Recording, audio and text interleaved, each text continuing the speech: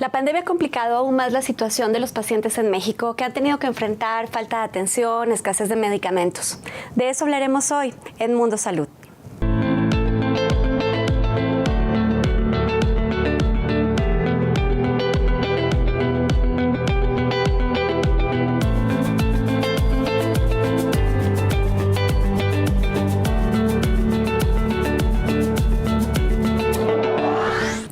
Hola, yo soy Juana Ramírez y les agradezco mucho por acompañarme hoy a un nuevo capítulo de Mundo Salud. Y en Health Café me acompaña Fátima Mace, directora de Sociedad Incluyente de IMCO, y ya vamos a platicar de qué es IMCO. Eres economista del ITAM, maestra en Administración Pública por la Universidad de Columbia. Fátima, muchas gracias por acompañarnos en Mundo Salud. Hola, muchísimo gusto estar contigo hoy. Fátima, para quienes todavía no conocen IMCO, ¿qué es IMCO? Bueno, IMCO, de manera muy simplificada, es un centro de investigación aplicada que busca incidir en recomendaciones de política pública. Básicamente para eso hacemos nuestra investigación, para hacer recomendaciones y darle seguimiento, ideas a los tomadores de decisión para que mejore el bienestar de los pacientes, en este caso en temas de salud. ¿Nos escuchan en IMCO? Sí, pues nosotros somos del área de salud y sin duda les damos seguimiento, ¿no? Muy bien. Oye, Fátima, recientemente publicaron un estudio sobre abasto, sobre acceso a medicamentos. ¿Por qué el tema que claramente es muy pertinente y cuáles las conclusiones más importantes de esa investigación? Mira, pues a raíz de la pandemia, sin duda han aparecido señales de la gran necesidad o falta más bien de acceso a medicamentos los pacientes, ¿no? Tenemos el caso de los niños con cáncer, que ha habido sostenidamente notas alrededor de cómo los padres piden y denuncian la falta de los medicamentos. Y cuentan los días. Claro, cuentan y van contando los días a través de un hashtag que dice un día más sin quimio. Claro, y en realidad me da la impresión que este es uno de los casos que conocemos y que está muy bien centralizado, pero en realidad es generalizado y hoy lo estamos viendo con el desabasto o la falta de oferta de medicamentos en el sector privado, que en parte tiene que ver con cómo se ha disparado la demanda por ciertos medicamentos que no se obtienen en el público. Entonces, lo que hicimos fue identificar en dónde estaban los principales retos para abastecer o incrementar el acceso a medicamentos a los pacientes, pero vimos toda la cadena de valor, ¿no? Desde los permisos sanitarios, el importar ciertas sales, hasta cómo se fabrican, cómo entran al mercado y la parte de comercialización privado y público.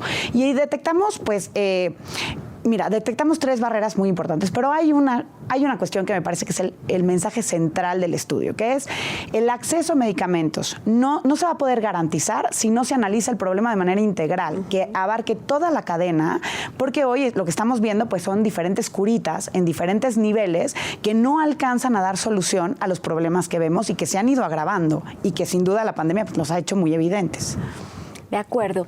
A ver, una de las afirmaciones del estudio es que las compras públicas de medicamentos carecen de presupuesto, planeación y mecanismos de control y vigilancia. ¿En qué basa IMCO esta afirmación? Mira, primero, estamos hoy viviendo una administración que nos ha prometido medicamentos gratis para todos, que cambió parte del sistema de salud, pero que no ha acompañado con pesos esa promesa. Y si vemos, ciertamente entre 2019 y 2020 empezó a subir el presupuesto en el sector per cápita. Hoy tenemos un presupuesto como de 5,900 pesos por persona, pero en 2005 teníamos uno de 7,000. Entonces, realmente lo que no vemos es que esta promesa de acceso a servicios de salud y a medicamentos gratuitos se haya acompañado con un presupuesto suficiente. Y ahí la primera recomendación claramente es hay que invertir más en el sector salud, sin duda. Hoy no lo estamos haciendo y las repercusiones de eso van a ser graves, sobre todo porque estamos enfrentando la pandemia, pero la pandemia además parece que está escondiendo los problemas que ya veníamos jalando desde hace mucho tiempo. Exacto, que también es cierto decir que los problemas del sector salud no empezaron ni con la pandemia ni con este sexenio. Ya traíamos un rezago que se ha complicado y se ha agravado en este tiempo. Otra afirmación, la COFEPRIS carece de presupuesto y recursos humanos para agilizar la entrada de medicamentos en el país.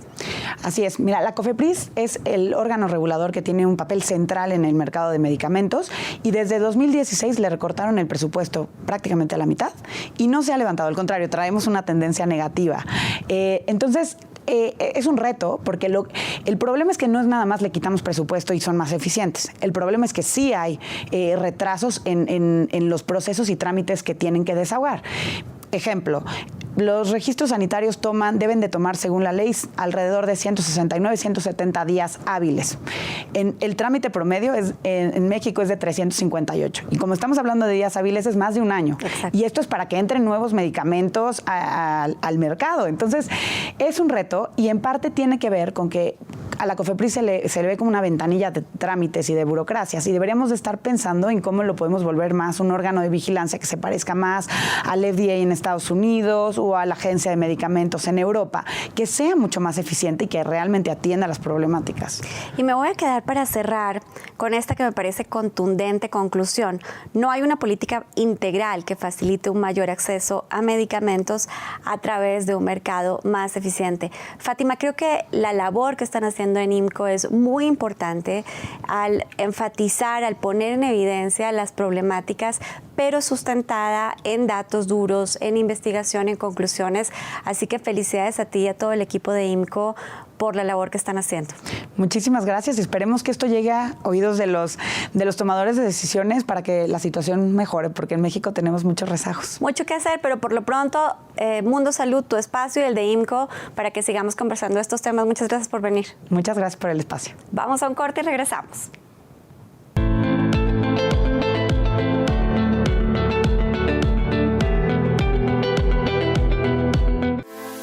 En la edición de abril de la revista Mundo Ejecutivo se encuentra el ranking de las 50 mejores empresas de ciberseguridad. Con el trabajo a distancia, los riesgos digitales para las empresas se han incrementado, por lo que los servicios de ciberseguridad resultan más relevantes que nunca.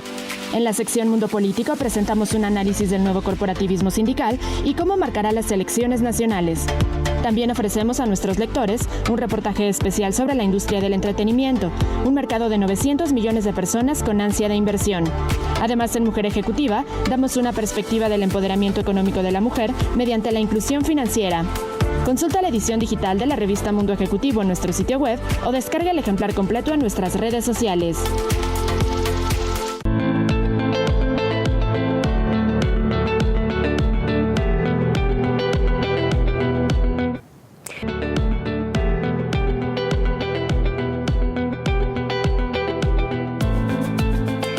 Consulta, el espacio para hablar con los especialistas, pues tengo el honor de presentarles a un gran especialista de la oncología, del melanoma, el doctor Héctor Martínez Said, médico y oncólogo del Instituto Nacional de Cancerología y actualmente presidente de la Sociedad Mexicana de Oncología. Doctor Martínez, muchísimas gracias por estar en Mundo Salud. Hola Juana, muchas gracias por la invitación. Doctor, hemos estado viviendo, creo, el periodo más extraño, más interesante de la salud pública en el mundo. Y pareciera que esta pandemia ocultó o se nos olvidó o pasó a segundo término problemas que ya eran muy importantes, y entre ellos la atención de los pacientes oncológicos. ¿Cuál es la situación hoy en el país? ¿Qué percibes? ¿Qué te platican tus colegas en otros estados y en la Ciudad de México? Mira, tenemos que partir de cómo estábamos antes de la pandemia, durante la pandemia y qué esperamos a futuro. Sí. ¿No? Entonces, un poquito haciendo el recuento, debemos de recordar que antes en la atención de los pacientes con cáncer contábamos con algo que era la parte de seguros de gastos catastróficos del Seguro Popular. Del extinto Seguro Popular. Pasamos a un sistema de gratuidad universal en donde básicamente ya todos los pacientes con cáncer podían alcanzar esta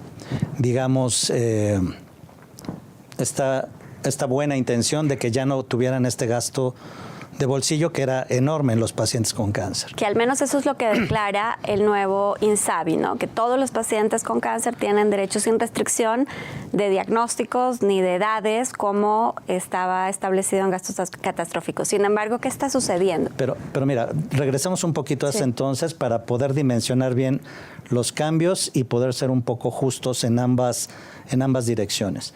Venimos de un sistema donde tenían 7 u 8 neoplasias, dependiendo cómo lo veas, una cobertura universal, ¿no? Encabezadas por mama, cervix, cáncer de colon, testículo, cáncer de ovario, tumores germinales y cáncer de esófago, aparte de linfomas.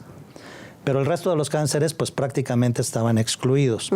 Y una parte importante que era, por ejemplo, cáncer de pulmón, que es la principal mortalidad por cáncer en el mundo, no estaba cubierta cuando había muchos avances, por ejemplo, en inmunoterapia. El sesgo que tengo, el mismo melanoma, ¿no? Tenemos un tratamiento con base en quimioterapia que te brinda un 8% de respuesta contra los tratamientos actuales de inmunoterapia que te dan 70% de supervivencia a 5 años. Entonces, esos gaps estaban puestos. Había una muy buena cobertura para los pacientes que estaban cubiertos, y si lo vemos desde el punto de vista de frecuencia, más o menos el 50-52% de los pacientes con cáncer tenían acceso ahora. Pasamos a un intento de gratuidad universal en donde el 100% de los pacientes con cáncer están cubiertos. Y en eso estábamos cuando nos agarra la pandemia, nos agarra el principal problema de salud pública en el mundo. Y obviamente eso acaba por distorsionar, como bien dijiste, y relegarnos, o al menos las prioridades, pues no era cáncer, sino la atención inmediata. Ahorita en retrospectiva ya podemos hacer muchos juicios, pero debemos recordar, por ejemplo, que al inicio de la pandemia nosotros mismos decíamos, pacientes quédense en su casa, no vengan a consulta, tengan lo que tengan, resguárdese, no sabemos cómo va a venir la pandemia, no sabemos de este virus si va a acabar con un azoro de toda la población. En fin, el miedo era mucho y ya lo fuimos aprendiendo y todo. ¿Qué tenemos ahora? Tenemos ahora un sistema que no ha acabado de cuajar, no ha acabado de implementarse por razones múltiples. En el inicio, en el final del año pasado y este inicio, al menos en las instituciones grandes de las que puedo hablarte y que he comentado, ha estado cubierto, no así a lo mejor en todos los centros de la República, todos los pacientes con cáncer, pero ahí vamos. ¿Cuál es el otro problema que no estamos viendo ni siquiera con gratuidad universal, ni se contemplaba antes, y que tiene que ver con la pandemia? Es todo ese exceso de mortalidad que tenemos del año pasado, que fueron 180,000 muertes más o menos, o 190,000, y que muchas las achacamos a COVID y obviamente a padecimientos agudos, como pueden ser infarto al miocardio y todo, que no llegaron a atenderse. Pero lo que estamos por ver este año es todos esos pacientes con cáncer que por las indicaciones, por la saturación del sistema de salud, por desabasto de medicamentos, han ido complicándose, y ellos no tienen una mortalidad inmediata, al menos en el 2020. La vamos a tener en el 2021, en el 2022. Y entonces toda esa carga de salud por cáncer va a ser muy grande para el Estado y muy grande no solo para el Estado, sino también para los privados, ¿no? Entonces, toda esa carga en salud la vamos a tener que estar lidiando, apenas empezamos a lidiarla ahora. Y va a ser muy complicado poder atender lo que ha consistido en ese rezago y además los nuevos diagnósticos. Doctor, una recomendación para los pacientes hoy en estos minutos restantes que nos quedan. Mira, la recomendación es, y hay que regresar a la consulta, porque todavía muchos de nuestros pacientes no acuden por temor al virus, porque no han sido vacunados, por muchas cosas. Hay que regresar los pacientes que ya estaban diagnosticados con cáncer, hay que regresar a la consulta para que sigan su seguimiento o para que continúen su tratamiento. Y aquellos pacientes que por temor a ir a un hospital, a un centro médico o con su médico de cabecera y que presentaban cualquier otro síntoma de cualquier tipo de cáncer, ya sea sangrado de tubo digestivo, bolitas que me salieron en la mama, en fin, cuestiones anormales, y que decía, bueno, esto puede ser, pero mejor no voy, hay que regresar a la consulta. Las medidas de protección van a estar para ellos. Estamos desde la parte de salud conscientes de cómo tenemos que cuidar a nuestros pacientes oncológicos, y que regresen a la consulta para que esto no siga avanzando más allá. Doctor, muchas gracias por venir. Nos tenemos que ir, pero que se quede abierto el espacio para la Sociedad Mexicana de Oncología, para ti, para todos tus colegas en Mundo Salud. Las veces que tú quieras. Muchas gracias. Regresamos.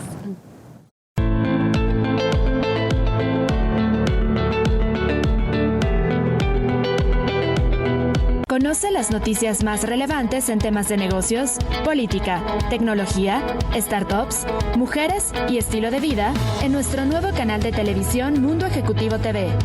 Disfruta por el canal 168 de Total Play de las mejores entrevistas y cápsulas que tenemos para ti. Mundo Ejecutivo TV, un medio de excelencia.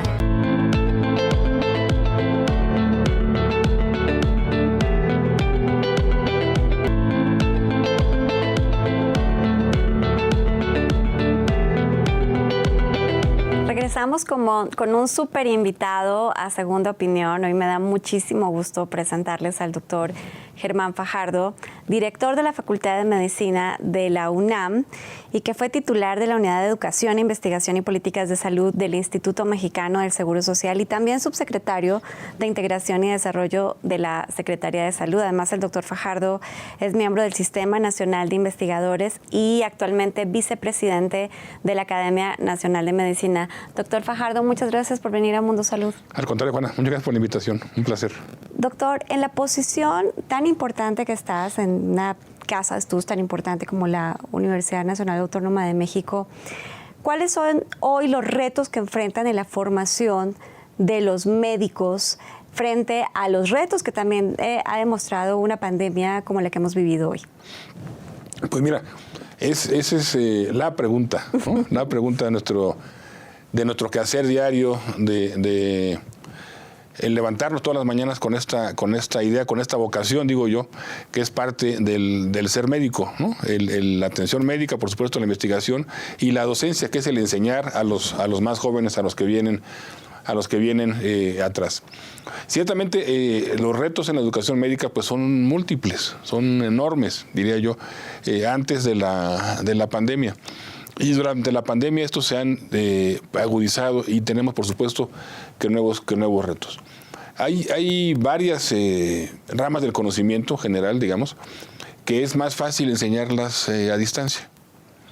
El caso de la medicina es muy complicado, ¿no? Claro. El caso de la relación médico-paciente, en el caso del interrogatorio a un paciente, de la historia clínica, del tocar, del escuchar, pues es algo que se hace presencialmente, es algo que necesitas al paciente. Entonces, enseñar la medicina, sobre todo el área clínica, pero no solo, también el área básica, pues porque requiere de manera natural la disección en cadáver, requiere de manera natural los laboratorios de las diferentes asignaturas de bioquímica, pues requiere estar en el laboratorio haciendo los experimentos.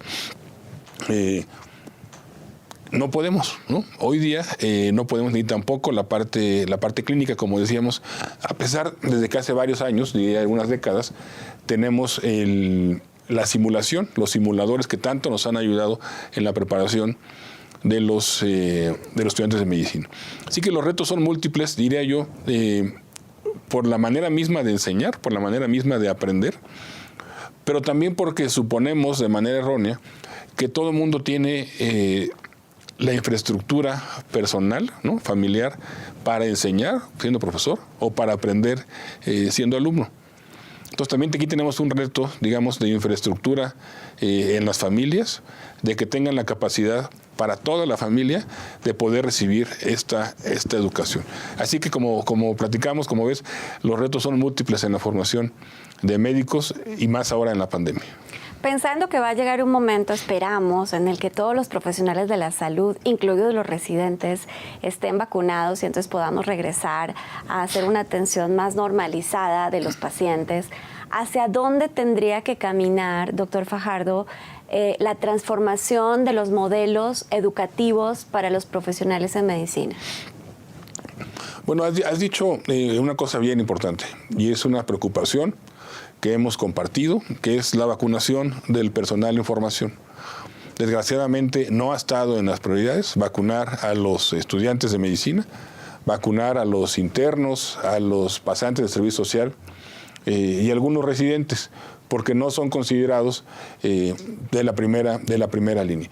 Así que hacemos un nuevo llamado también a la importancia de la vacunación de todo el personal de salud, en este caso particular de los médicos en formación. La pandemia nos ha dado también nuevos retos en la formación de residentes. diría yo, desde el punto de vista conceptual, ¿no? Desde el punto de vista cuantitativo. Por ejemplo, desde la pandemia de influenza hace algunos años, pues nos dimos cuenta que hay estados donde no tienen determinadas especialidades, ¿no? Que no tienen neumólogos, que no tienen intensivistas, que no tienen oncólogos, que no tienen... Y entonces es importante no solo pensar en formar más, sino en planear adecuadamente y tener los estímulos, digamos, académicos, los estímulos económicos, los estímulos sociales, para que una vez formados los especialistas en cualquiera de estas ramas que hemos mencionado, pues puedan quedarse, puedan ir, ¿no?, a alguna de estas ciudades más pequeñas o ciudades no tan grandes para brindar este servicio de medicina especializada. Yo creo que los retos en la formación de residentes es estar, que son múltiples, es estar actualizados, digamos, con todo lo que pasa en el mundo, ¿no? Parecería siempre que la medicina, y tú lo conoces muy bien, va a una velocidad, ¿no?, en el mundo, y nosotros vamos a una velocidad más lenta, ¿no? Uh-huh. Incluso por consecuencia en la formación de los médicos. Entonces deberíamos tratar de acelerar este camino para ir a la par de lo que está sucediendo en el mundo. Me quedo con 2 mensajes del doctor Fajardo. 1, vacunar a todos los profesionales de la salud es prioritario porque lo que enfrentamos es una pandemia, una situación de salud en la que ellos justamente son quienes nos han ayudado a enfrentar esta situación. Y 2, acelerar el camino de la modernización de la educación en medicina y en otras disciplinas necesarias en el sector salud. Doctor Fajardo, siempre es un gusto platicar contigo y es un honor tenerte en Mundo Salud, y se quedan las puertas abiertas para todos los proyectos, para todas las iniciativas que adelanta la UNAM y que hace que para todos los mexicanos sea una institución que nos llena de orgullo. Muchísimas gracias por la invitación, un placer. Y para todos ustedes, muchas gracias por acompañarme en un nuevo programa de Mundo Salud. Yo soy Juana Ramírez. Cuídense, por favor, usen cubrebocas y nos vemos la próxima semana.